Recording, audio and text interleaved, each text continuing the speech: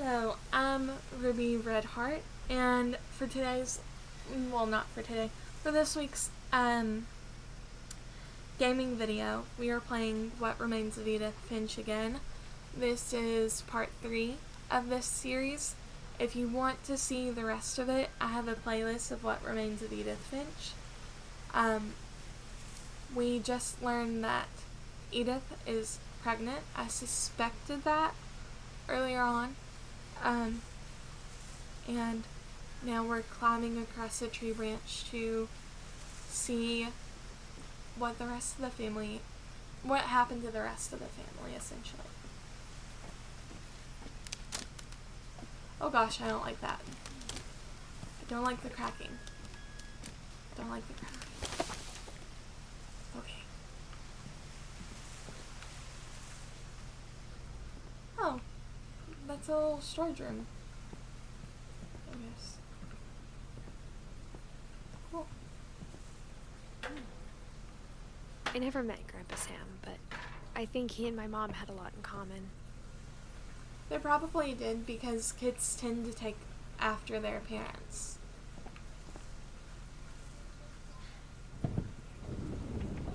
They were both pretty intense. Well, that's one way to have an entrance to the room. Just bare facing door. Well, bare pelt, I guess. Or bare rug. Guessing he's a hunter then. Huh. Wonder what... Okay. He's a soldier. Oh, that's why he had an American flag on his grave. Instead of hiding from death, Sam seemed to go out of his way to meet it. Yeah. That makes sense. He's a hunter, a military person.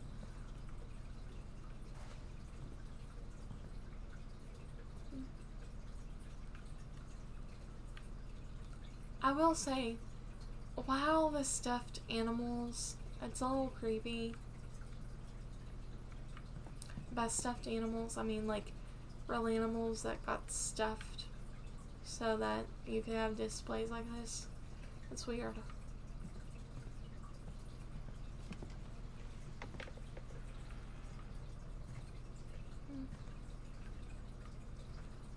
Airline ticket. Sparrow Airlines. K. Finch. K. So, Kay was his ex-wife. Or wife. I don't know if she's an ex-wife, but I will say it is a little odd that she has a bunch of stuff in the box that says K with an arrow if she's not an ex-wife. So, my guess is probably ex-wife.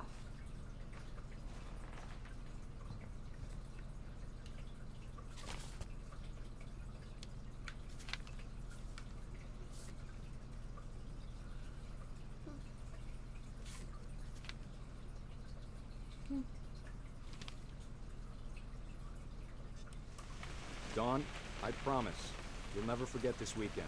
Yes, sir. These memories are gonna last a lifetime. Hmm? What? Am I gonna have to shoot anything? It's a hunting trip, Dawn. Shooting is strongly encouraged. It's too early, Dad.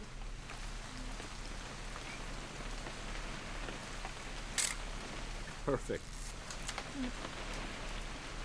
It's gonna rain the whole weekend, isn't it? This is so sweet, just seeing them interacting together. I will never forget this weekend, Dad. That's the spirit.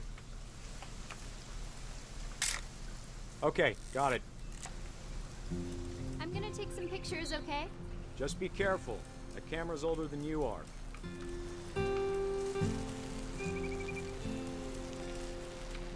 Definitely should not have drunk all that coffee. You're right, Dad. It's starting to clear up. Still freezing, though.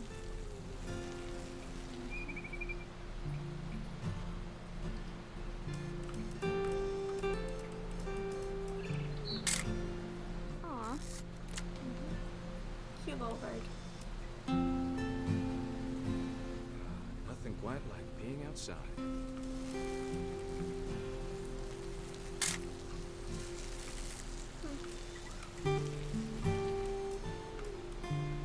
Oop. A little more gas in the tank, I guess.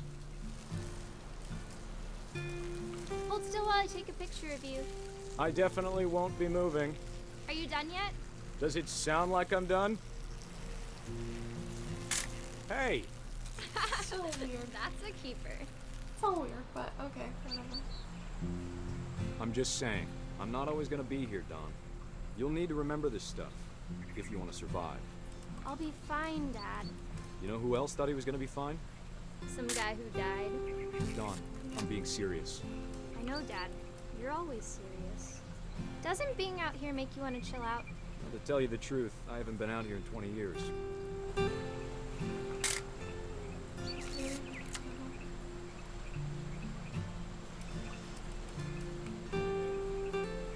Last time I was with my brother Calvin. Man, that was a great trip. Your grandpa's Fen taught us how to... Dawn, don't you think you could find something more interesting to photograph? Whoops. I didn't mean to cut him off.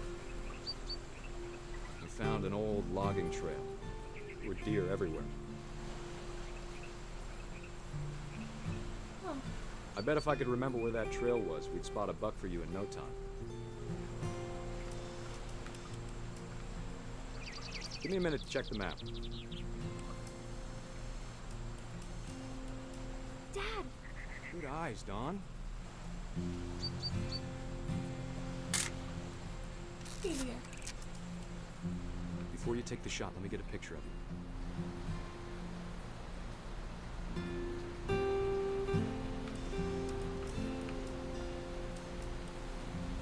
Dad, I...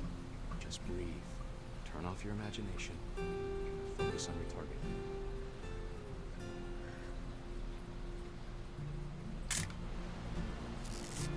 Let me get behind you.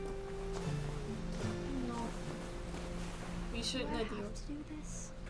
Dawn, you don't have to do anything. But if you want to survive, you'll need to be strong.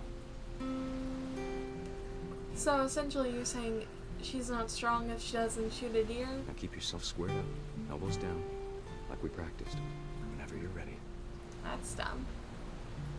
Plenty of strong people that don't shoot deer. Don't get me wrong, I'm not opposed to people shooting deer as long as they actually don't just kill them to take a photo and they, like, actually skin, eat, or can the deer. You know, saving it for later is okay too if they have to. Like, if they freeze it or whatever, that's fine. But I don't think that you should just willy-nilly kill deer if you're not going to eat it. You know? Great shot, Dawn!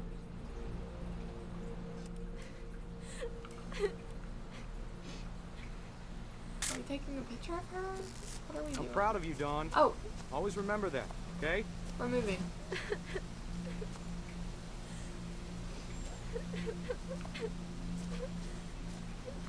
Dad, it's twitching. I think That's it's totally normal, Dawn.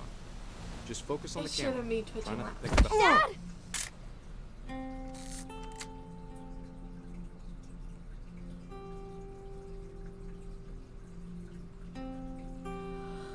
No wonder why she's been keeping all Of this. all these stories, that's the one I wish most that my mom had told me. I mean, I guess that would be an important one to hear because she was a part of it. She actually saw her dad die. And that would actually make a lot of sense why she was so against these stories being told, because she was probably afraid that the same thing would happen to her own kids.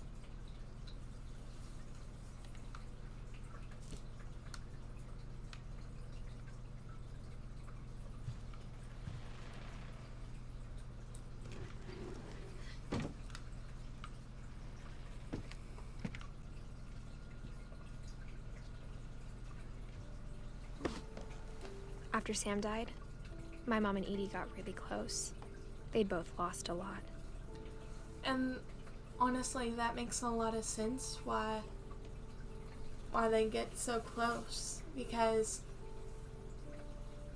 after everything that they lost, they of course become a lot closer. They're also family. And Edith's mom, Dawn, is Edie's grandmother, and that's probably why she named Edith after Edie, because they had been so close and she was related to her, so she thought that she would honor Edie by naming Edith Edith.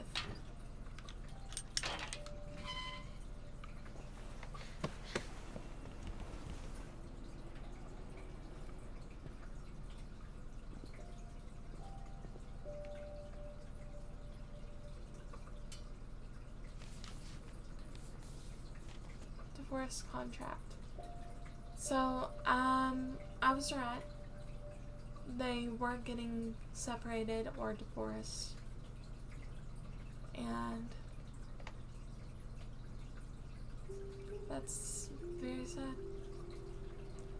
But it happens. Dear Kay, do you remember the way Gregory used to laugh when he thought he was alone? Like something funny was happening, but only he could see it.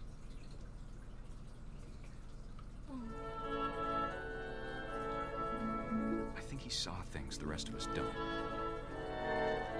Yeah, like he's having a literal symphony in his head.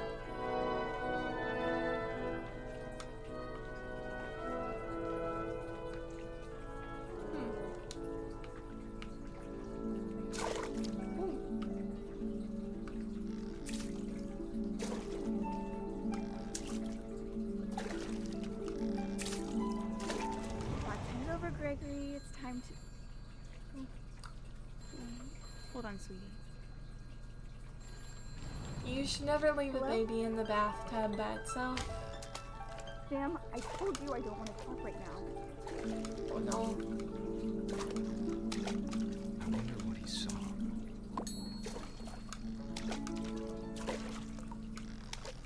What his world was like.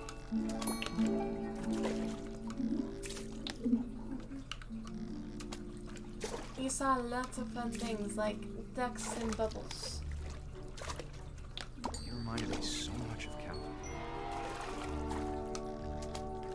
Because he Lost had in his imagination. Whatever it was, he saw. He saw ducks. Like, oh. It sure made him happy.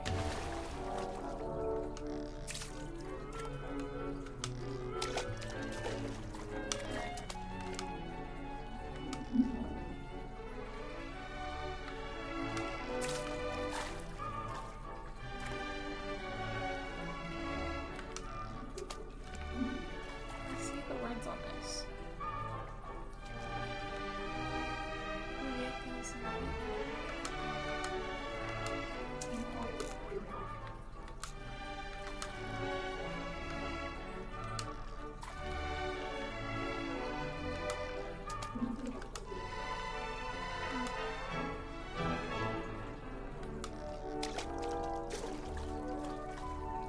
And I guess now I know what happens to Gregory. Without watching the rest of this.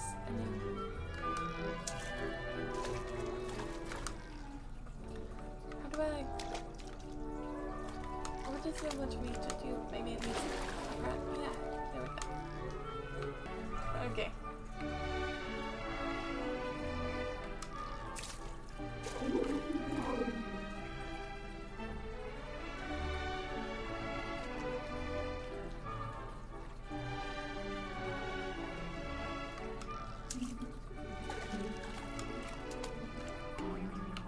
Oh, I know there's how soap. silly it sounds.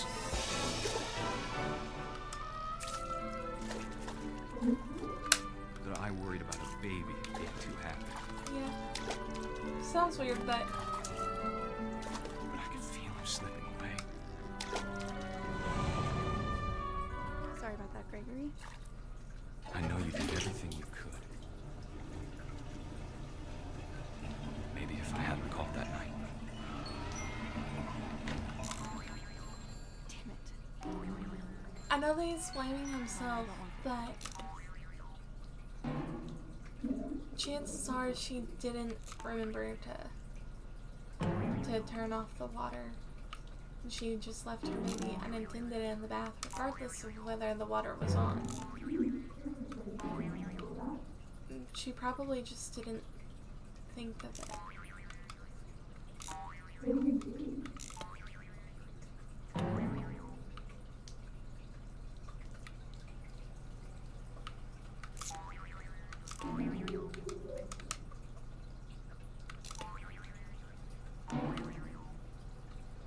I wish he could have told us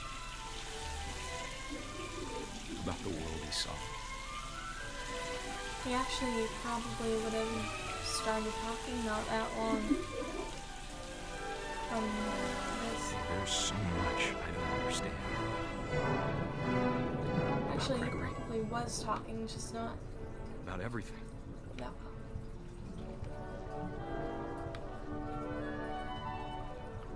And I understand that there's a lot of regret and sadness.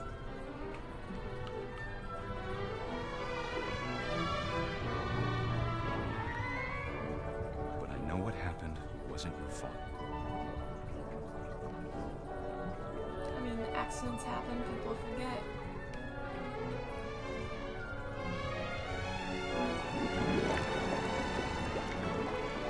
I'm sure he's happy. And he'd want you to be happy too.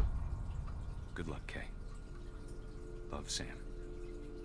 I will say this, Kay probably will never forgive herself because she made a mistake.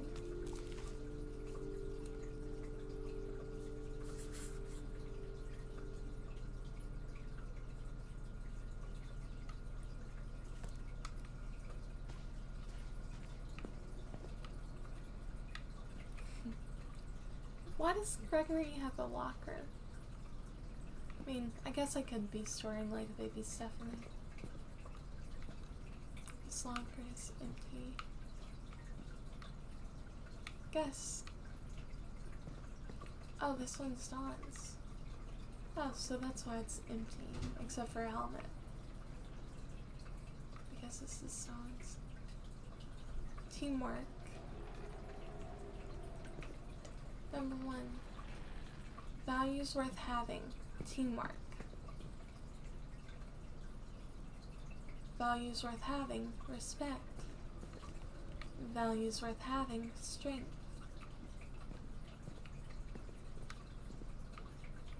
And the reason why Dawn's bed's empty is because she moved on with her life. And she I can't made it imagine good. my mom ever writing poetry, and yet I guess she did then. A poem for Gus. A poem for Gus, who always said the wedding was a bad idea. Our father never hit us kids, at least not very hard, before the day my brother said with teenage disregard that he'd be dead before he'd see a wedding in our yard.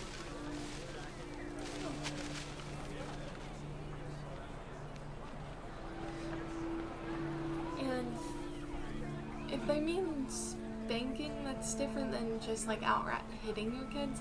No, I'm not saying that I necessarily agree with spanking or I don't, because it depends on the kid. Some kids need different things than others to learn what they need to do, what they can and can't do.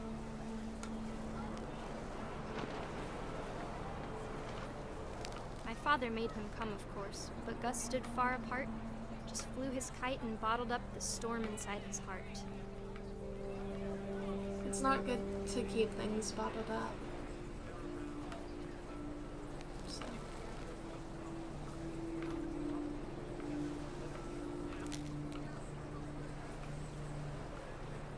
I tried to talk him out of it, but though he'd never met her, "We don't need a stepmom," were the words that I I now learned. pronounce you husband and wife. You may Well, confirm. I understand why he wouldn't want one, because it'd feel like she was trying to take the place of his mother, And she's not his mother.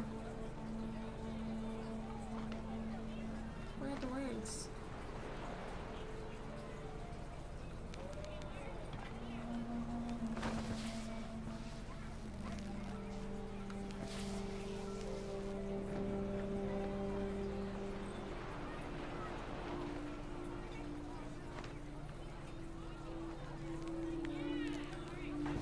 Oh, there they are.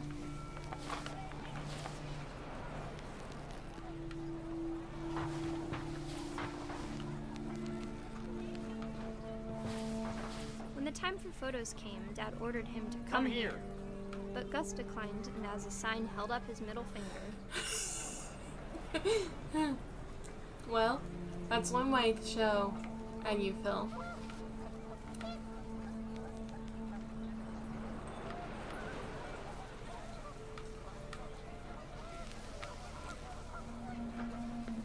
The wind picked up, and panicked geese appeared and quickly went. But all the humans did that day was go inside the tent.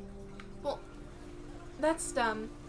You should, whenever it's windy, you should not be under those tents because they can easily be picked up and thrown around, and it's dangerous to be inside of them in case they collapse.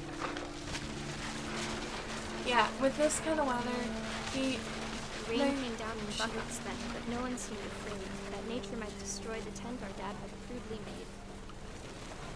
yeah, no, you should not be in a tent if this is the kind of weather you have. The thunder sounded much too close and full of angry power. But all my father said to this was, "Make the music louder." That's not gonna fix anything. It's not safe anymore.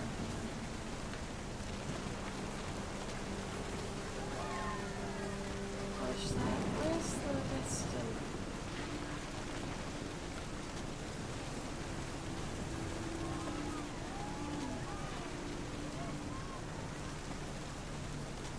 Oh, is this why there are chairs all over? There's lightning. Yeah. One. Gus, honey, go inside. It's literally terrible out here. Why are you out here? You should not be out here. 2. Why are they still here? Oh. I warned you. I wish that I could truly say I thought about you on that day. Out there on the beach alone, just you, the wind, the sea, and foam. But I didn't. Until we found you.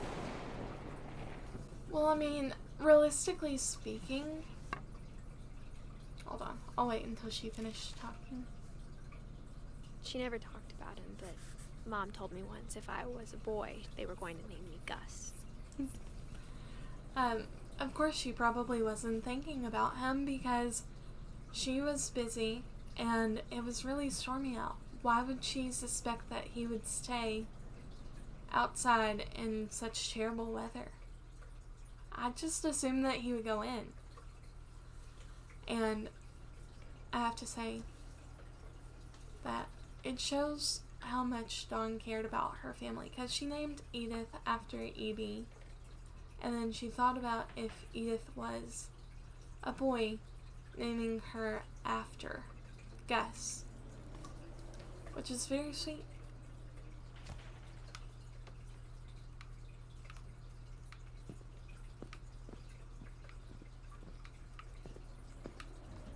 Raise flag, 7:30 a.m. Breakfast, 8 a.m.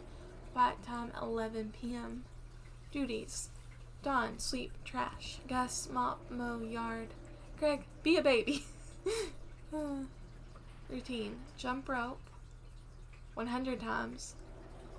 Jumping jacks, 150 times. Push-ups, 100 times. Crunches, 100 times. Run to mailbox and back. Okay. I do actually like that he gave them chores, because kids do need to learn how to do these things over time. So this would actually help prepare them to take care of their own home when they're older. Though, why did he have to write down Greg be a baby? unless maybe the other kids just were like, well, Greg doesn't do anything. And then he put a degree there so that the kids knew that's what Greg's supposed to be doing. He should be a baby right now. I also like that they have a routine where it seems like there are a few things that they always do no matter what.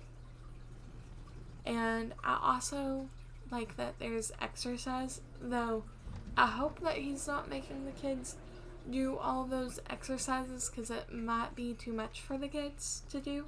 Honestly, if they're just playing, it's fine. And if that's for him, then honestly, he's doing real well still on exercising. I don't know if I would ever do this much just without any kind of incentive on my own.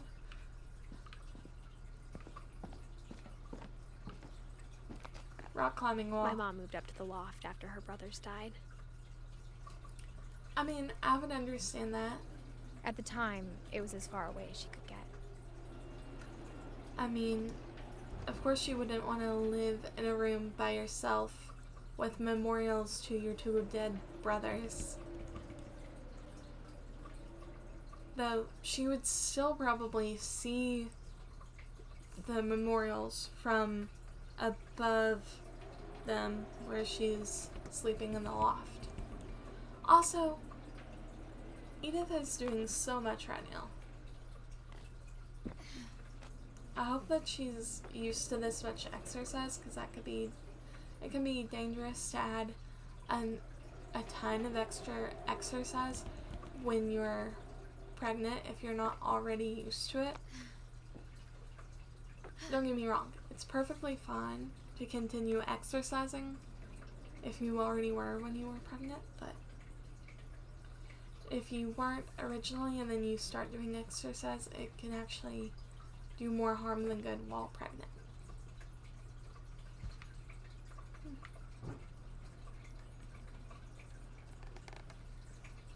Oh, look at all these photos. These are real photos. Huh. Wonder if these are the devs or something. But that's supposed to be Dawn and Gus.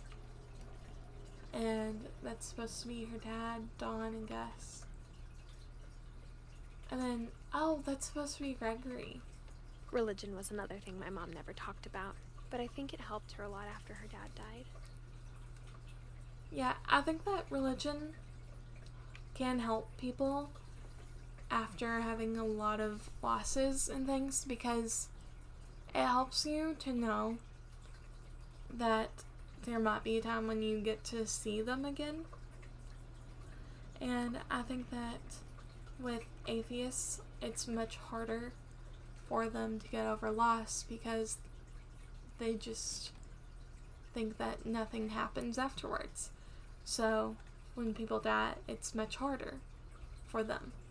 Versus when religious people have people die, while it's very hard on them, they get comforted by the fact that they might be able to see them again in a life after this. So it makes sense why Dawn would find comfort in it, knowing that her brothers might still be somewhere.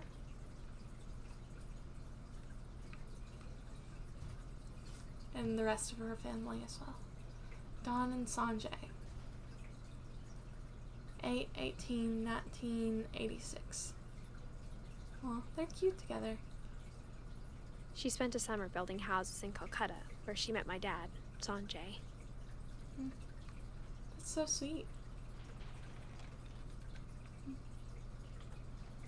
10 ways to teach critical thinking. That's very smart. I think that those kinds of guides are very helpful because it gives you a lot of ideas. I wouldn't take every single one of the ways and use it. I would just take what seems to apply most. My mom moved to India a week after graduation and got a job teaching English. That's cool. Lewis was born a year later. Yeah.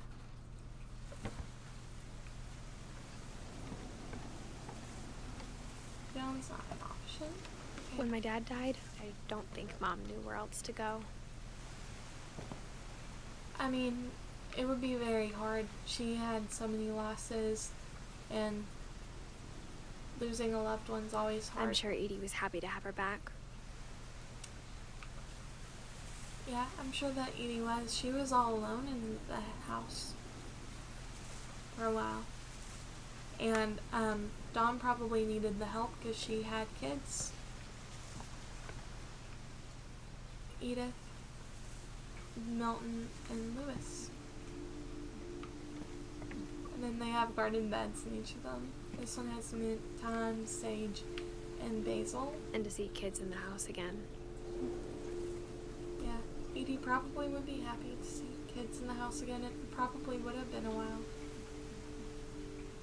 This one has flower pots and then like vines growing out of it. Or at least it did. And then I'm guessing that these are tomato plants because they're in a cage like this. Could also be beans or something that vines, but it looks more like tomato plants to me. Oh, and Dawn had her own over here too. It looks like they were just trying to grow a bunch of small plants over here. So I don't know what those would be necessarily, but I'm glad that they had gardening and things. That's probably pretty helpful. They even used the cans from Lewis's work to plant things in. Probably just seedlings before they transferred them to a bigger pot. The house had to get a little bigger, but Edie was used to that. Yeah, Edie should be used to it because it kept on happening. I mean, it just is what they do in this family. They memorialize their dead through the house, and then they build on. And for a while, things were good. Almost normal. I'm glad that for a while it was normal or close to it. Edith. So they were homeschooled. Lewis rules. But it didn't last.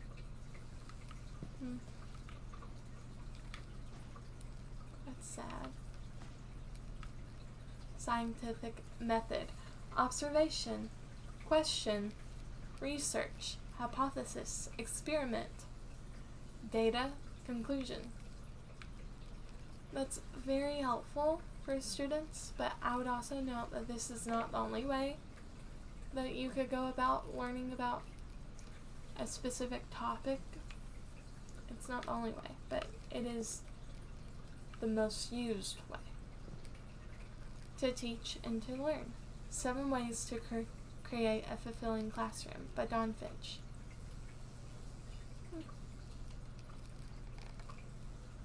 Let's see. And there's Sanjay, Dawn, Lewis, Milton, and Edith. Let's see. But it didn't last. The beginning of the end was Milton's 10th birthday, when Edie gave him a castle. Yeah, this seems very dangerous. I mean, if it's that windy up here, he could have easily got blown off of here. I will say that it is a very cool place, but that's still scary that Milton, 1992. After Milton disappeared, the only thing he left behind was a room full of paintings. This room's so interesting. It's all white except for some of the paintings. And then the paint on the floor. But that's interesting. It almost feels sterile in here.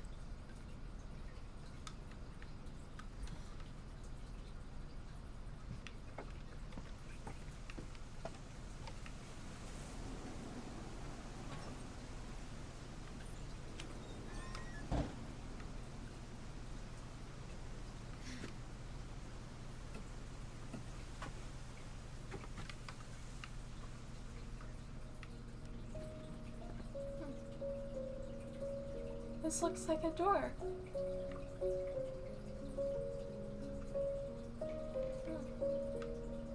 These are interesting paintings and works of art. I think Edie was happy to finally have another painter in the family. Yeah. She probably was, because then she could talk about art and what inspires him, and even just painting together. It would be something to bond over. Because so far, Edie was the only one that did art.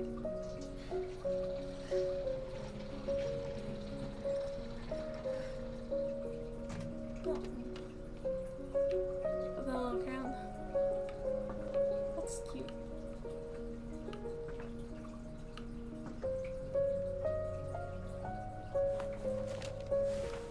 Milton Finch in The Magic Paintbrush.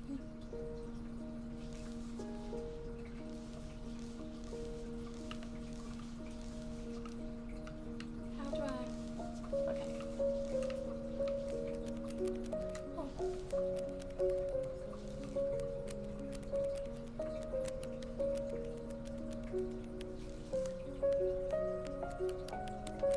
Achoo!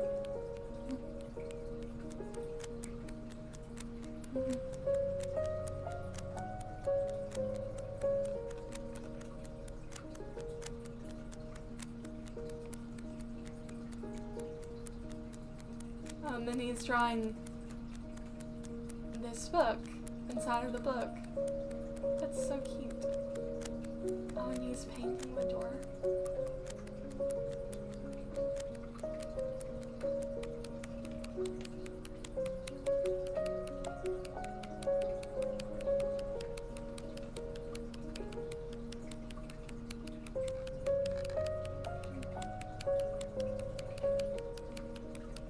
And then he painted himself a doorway to go through. That's it.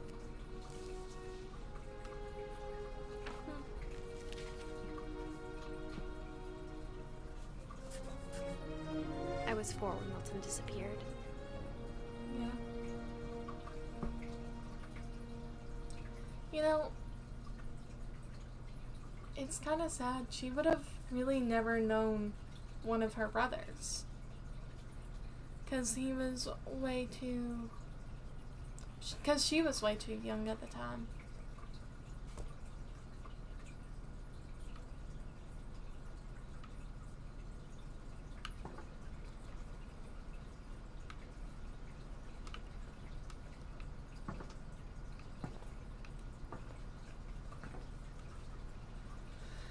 I will say, this girl's getting a workout today. Mom spent months searching for my brother. Then she sealed the doors. I mean, I understand why she would spend months searching for him. Honestly, though, I personally would probably have never stopped searching. I probably wouldn't have sealed the door either, just because I would still be hoping that he'd come back. Somehow. Though, that's unrealistic most of the time. If people aren't found within the first 24 hours, they don't come back. Whatever Milton had found in the house, Mom didn't want it getting out. Yeah. That makes sense.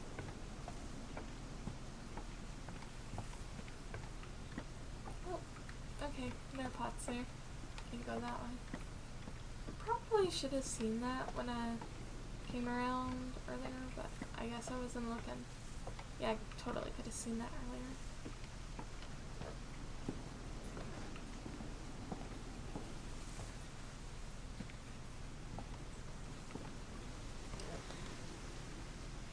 Mom definitely blamed Edie, but I think Lewis blamed himself. It wasn't Lewis's fault. And as far as him going missing, I don't know that it was necessarily Edie's fault either. Yes, some of this may have been prevented if he hadn't seen all of the rooms inside of the house about what happened to the other family members. But still, we don't know what happened. He could have chose to leave on his own. And honestly, that picture book that we saw, the flip book that we saw, that he painted, suggests that he left on his own, which is sad. After he graduated, he just spent more and more time in his room until Mom got him a job at the cannery.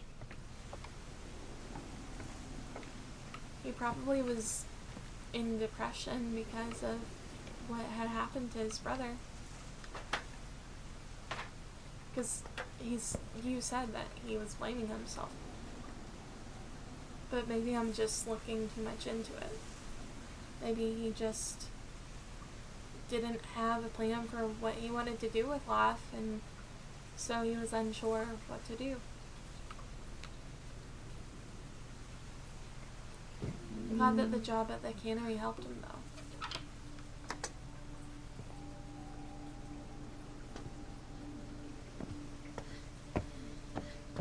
Lewis's room smelled very, very familiar. Okay. That part of him lived on. For his room to still smell like, what this poster is suggesting, must mean that he smoked a lot of that. He has a very trippy room. It's a very cool vibe. Lewis and I spent a lot of time playing games together, but he was surprisingly bad at them. He died a lot. Yeah. Well, sometimes you're just bad at games, and that's okay.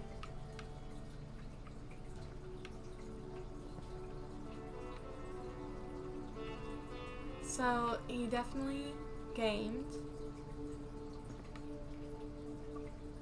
He was taking some kind of medication.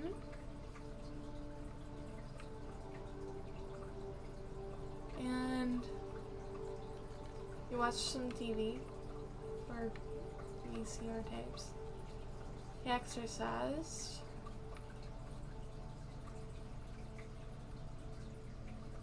Very messy with his food. There's like food everywhere. But I mean, I'm sometimes messy, so can't really say much there. Dawn Finch.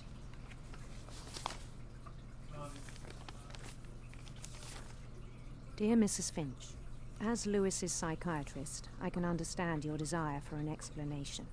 As I see it, the trouble began in January, shortly after we convinced your son to seek treatment for substance abuse. Newly sober, I believe Lewis first noticed the monotony of his daily life. Yeah. He kept working at the cannery, but he withdrew part of himself. In our sessions, I saw the same behavior. His mind began to wander. I asked him to describe it.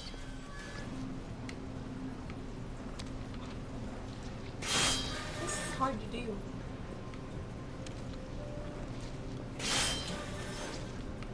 It's like patting your He said your he head started and rubbing small, your belly at the same time. So he started small. Okay. imagining a labyrinth. Yeah, it's a very good labyrinth. There's nothing much in it, but He'd feel his way about. Then something moved. Bats. And toads.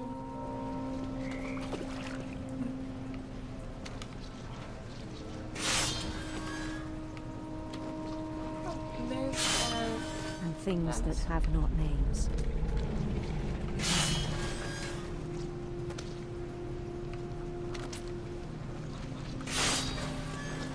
He knew it was all in his head.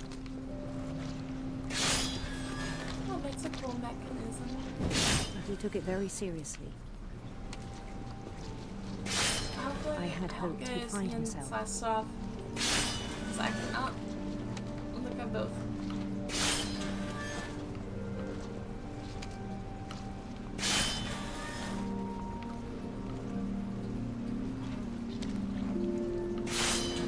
But he found something more. Oh, it's getting bigger on the screen. His imagination stuff. I worried about him then.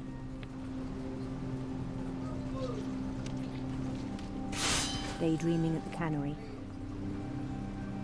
Yeah, this is dangerous. I spoke with his boss. But he said Lewis had become a model employee. Methodical, tireless, focused. Yeah. Like a Because whole he's not- new Lewis. It's because he's not paying attention. So I let him go on.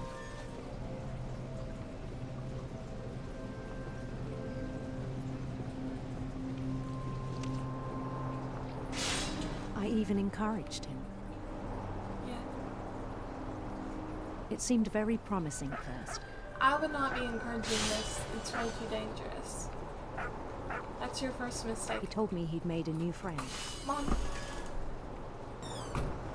Look at the doggy.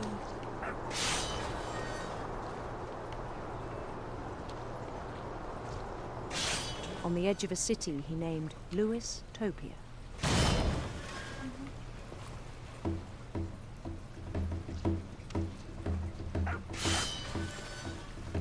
He built the city up slowly, brick by brick. Then he made musicians.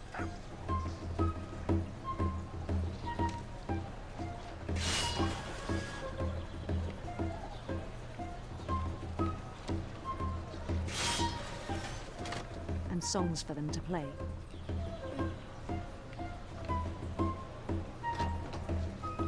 He talked about starting a band. And he was always humming something.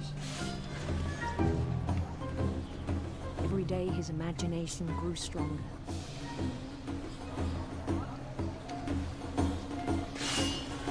He no longer spoke at the cannery. But his chopping was as reliable as ever. Then one day it struck him that all the cheering crowds, even the stones under his feet, were all in his imagination. Yeah.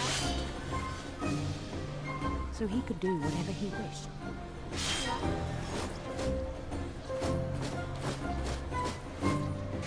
He held an election for mayor.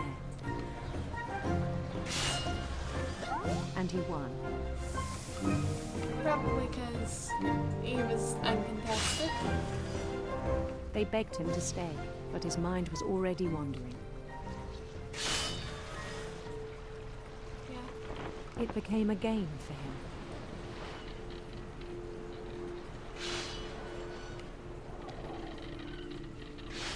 He'd conquer a city, then immediately push on.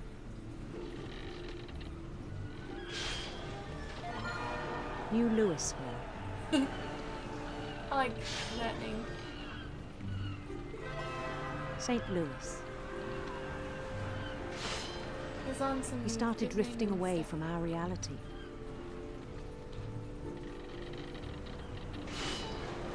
Yeah. I can see that. Minneapolis. Minneapolis. Until one day he forgot to go home from the cannery.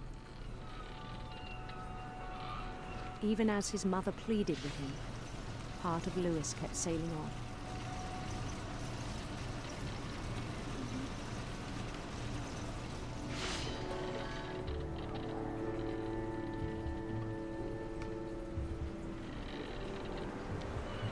In Louisville, he heard rumors of a Handsome queen. handsome queen.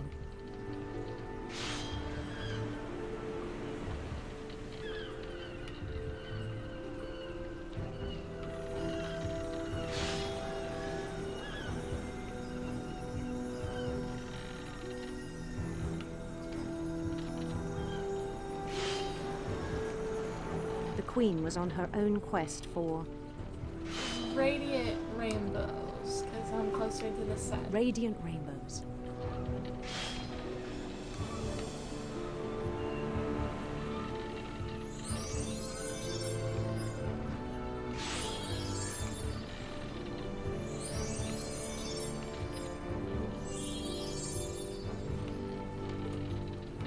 followed the sound of her Silver harp. silver harp.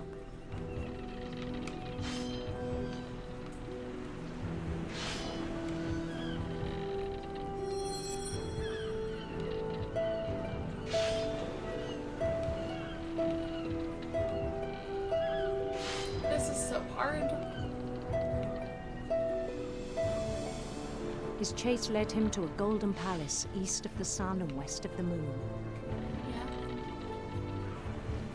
Even then, his logic remained sound.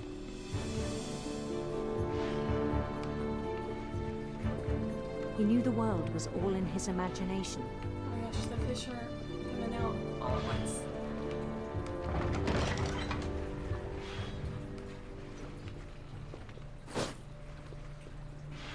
But he was so proud of having created it.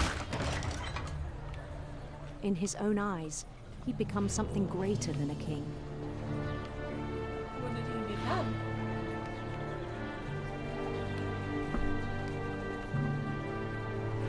For someone who'd never known success in the real world, I think it was overwhelming. I'd assume it would be overwhelming. And then it struck him that the real Lewis was not the one chopping salmon, but the one climbing the steps of a golden palace. That's dangerous to be thinking. My imagination is as real as my body, he told me. It was hard to argue with him.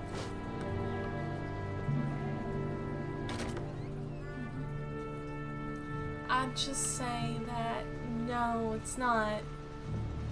It doesn't exist in real life. He began to forget the world we know. See, this is why you don't indulge in those kinds of fantasies, because it's dangerous. Don't get me wrong, if he was doing it at home or writing a book, that would be different than doing it I think at it a pained him workplace to like remember this. Lewis, the cannery worker. I mean, of course it would pain him. I mean, he lost his brother. He doesn't have many family members left. He doesn't even have his dad. He only has his mom and his He sister. began to despise the man with a royal contempt. And not only that, but also, in his eyes, he didn't amount to anything. I'm not saying that working here doesn't mean that you amounted. It doesn't mean that you didn't amount to something. But, like, look, this is him just daydreaming, imagining that he's even cutting the fish. He's not even doing that properly anymore. I still thought I could save him. You lost him the minute that you indulged in his fantasies and didn't Even get after him he said he was immediately being taken crowned off the king board. over all the lands of wonder.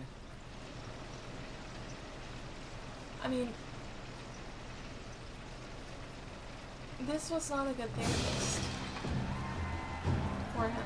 Just like, no. The palace would be packed with his companions. All the faceless people that he created was here, but what good's that when you could have real people in real life cared about? Oh, there's Molly the cat. Including the wise Calico who'd insisted on advising me. Molly the cat. She's so cute.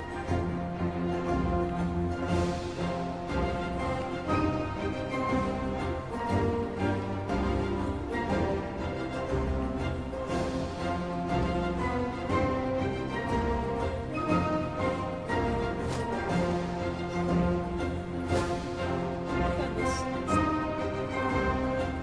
His queen waited, holding his crown.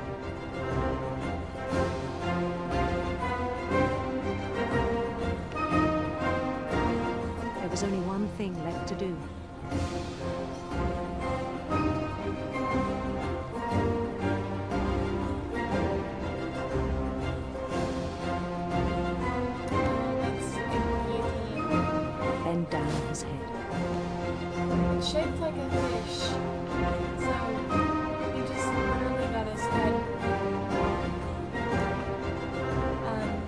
gone at the cannery. He did what he did to the fish to himself.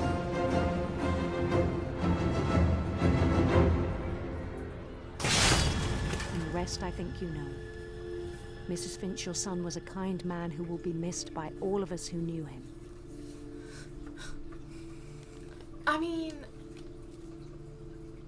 if she knew that he was this delusional, she should have done something. My brother was really cool. I wish you could have met him. I'm sure he was cool, but he needed a better therapist. His death was preventable.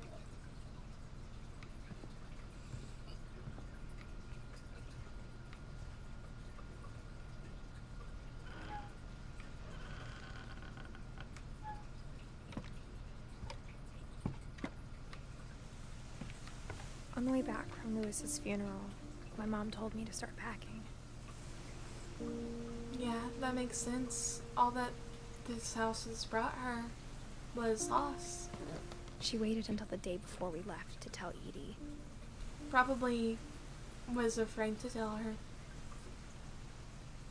because she didn't want Edie to sway her decision. I'm not sure if she wanted to make it easier or harder. She probably wanted it to be easier for her. And she probably didn't care what happened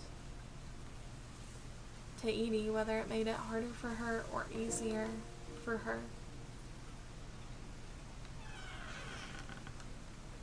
I wish we'd stayed.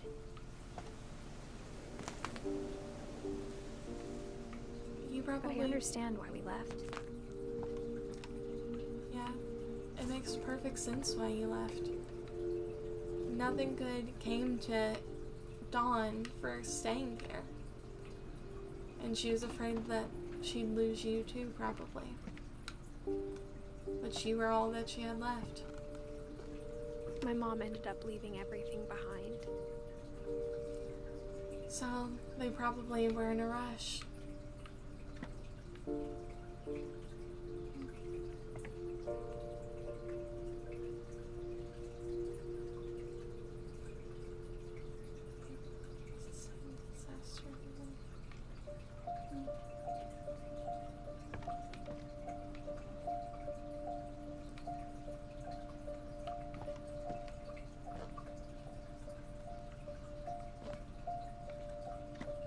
What happened that night had been coming for a long time. I'm sure it happened. I mean, after losing Milton, of course Maybe it you should have come sooner. That's probably Dawn's regret, coming back. Or at least not leaving early enough. She lost 2 kids because she feels like she came back and then she lost But it 2 had to kids. end one way or another. It did. All that's left now was to tell you about that last night. Everything has to end at some point. I guess we're finally finding out why everything was packed but nothing was taken.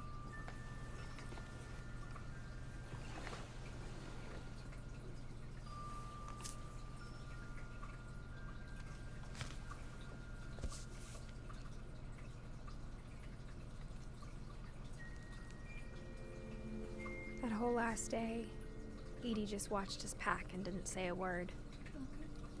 Until supper, when she raised her glass and said, "To our final night together, and all our final nights apart." Grandma, you know what I said about alcohol. Some of your medications are very Edith, specific. I left a present for you in the hallway. Why don't you go open it? The grown-ups have to argue now. I'm sorry, you're right. We're all leaving tomorrow. Let's just enjoy our last... I'm not leaving. Edith, you're excused. I have to say that Dawn had a right to bring up that her medicines, some of them have interactions with alcohol. But honestly, maybe what happened to her. The power had been shut off that morning, but Edie always had plenty of candles. When my mom sealed the library, I don't think she knew about the other entrance. It's a little dangerous to have so many candles near paper things like books. Or that Edie had a key to it. But I guess we're finally finding out what's in the library.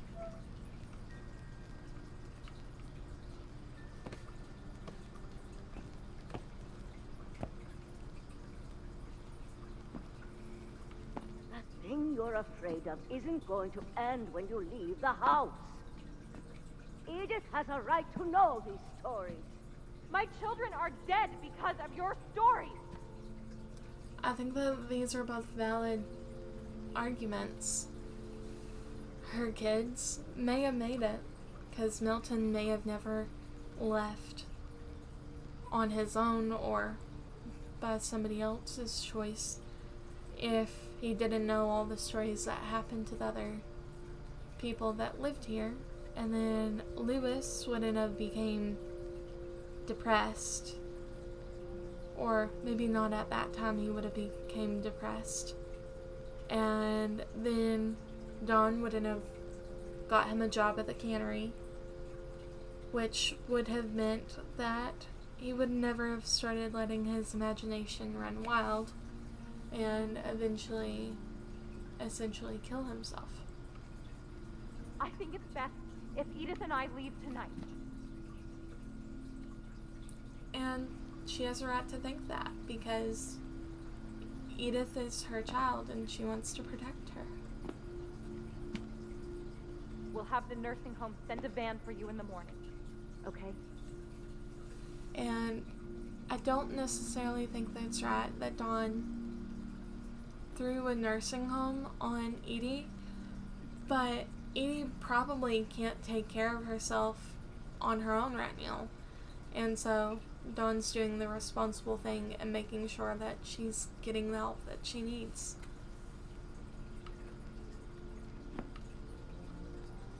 History of the Finches by Edith Finch. Dear Edith, there's so many stories I wish I could tell you, but there's only time for one. This is about what happened on the night you were born. That night, the tide went way, way out. It was the first and last time I ever saw the old house aground.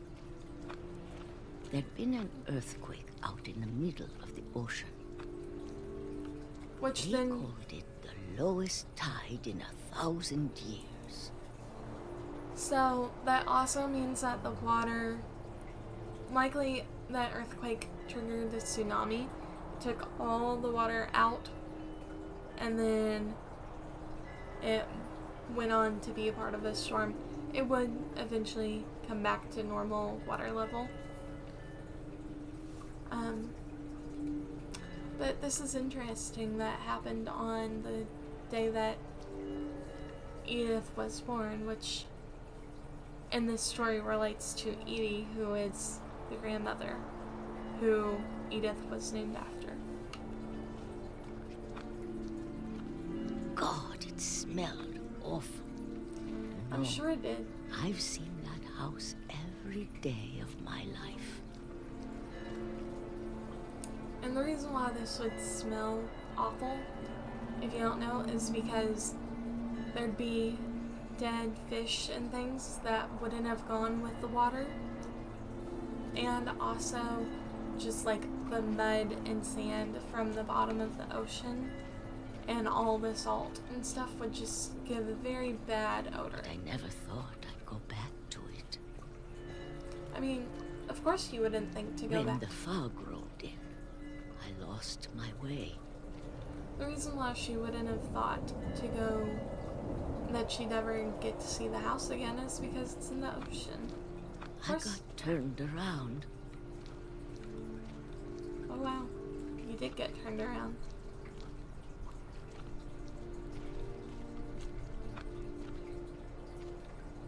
For a while, I wondered.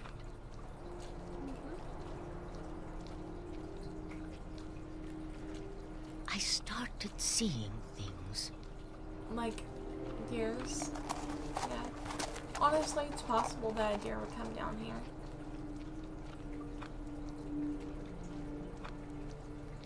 Things I'd forgotten had ever existed.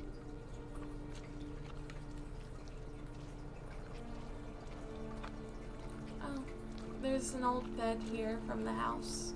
But when I saw them, they felt like old friends. That's because That this is all your night, stuff. a lot of things came back to me.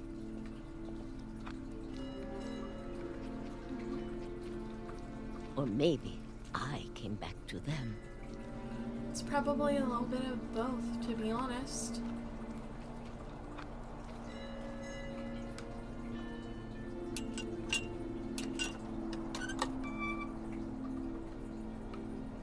Things I can't explain, but that I need you to try and... Edith, what are you doing in here? It's mine.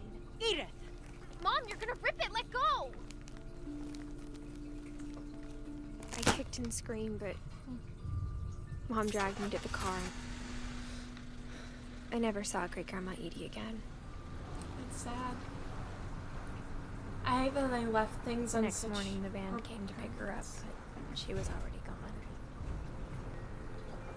Probably an interaction that, we with moved her around a medicine lot. and the alcohol.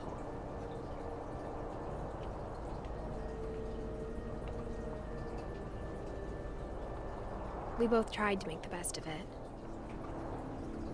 That's all that you could try to do at that point. A few years went by.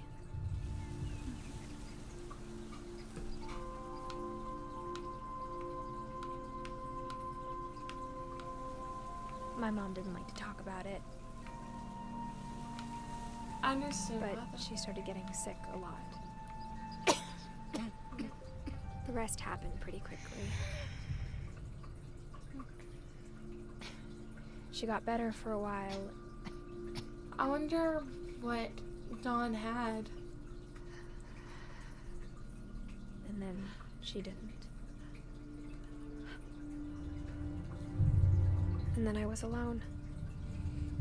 And she probably felt horrible. The last Finch left alive.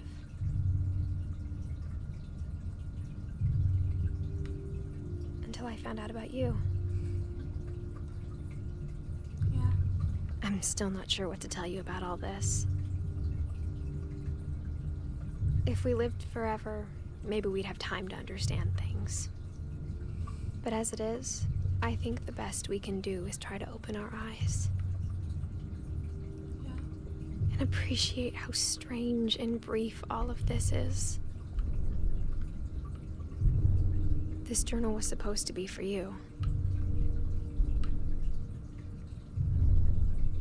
Yeah. But now I hope you'll never see it. That's I just want to meet you. And tell you all these stories myself. But I guess if you're reading this now, things didn't work out that way. That's so sad. Because she died. Or dies. This is where your story begins. I'm sorry I won't be there to see it.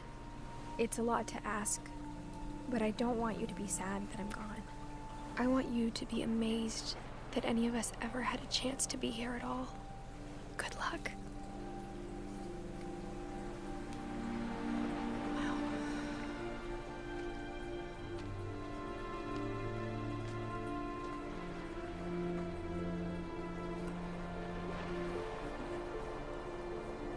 Honestly,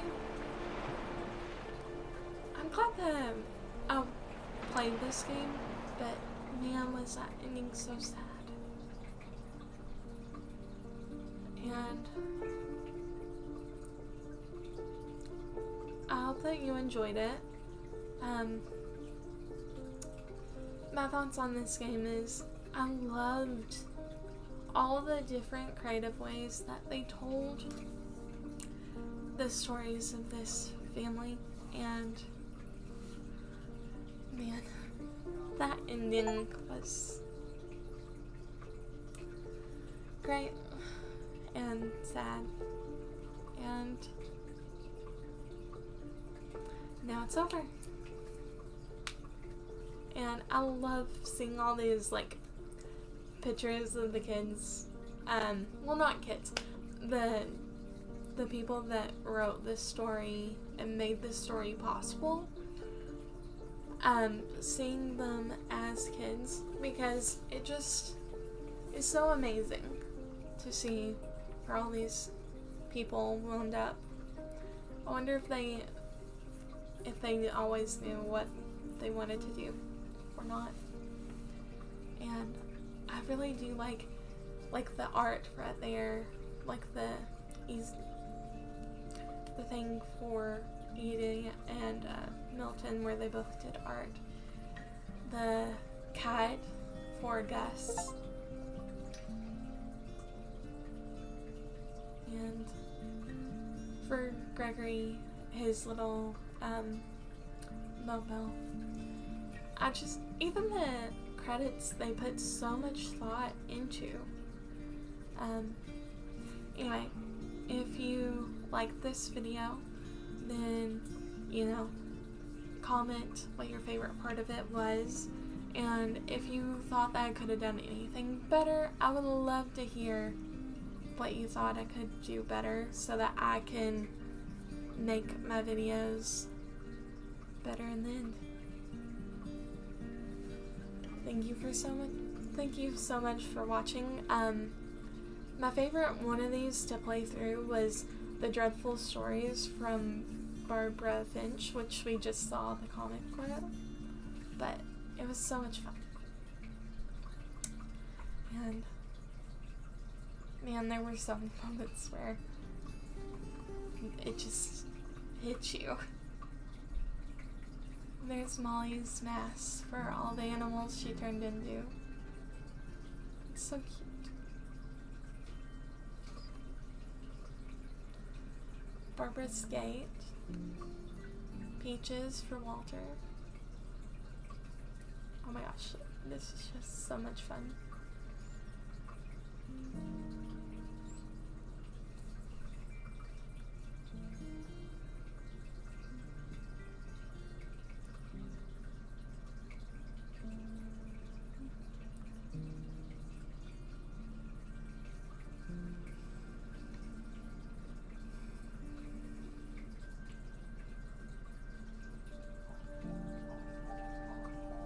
This was just great. All the stories just fell into place, and it did make you think, was this family really cursed, or was it the stories that were the issue? And honestly, I do think that it was the stories that were always the problem. And with that lovely thought, I'm going to stop talking, and we're just going to finish watching out what's left of this credits. Oh, and that's the end of them.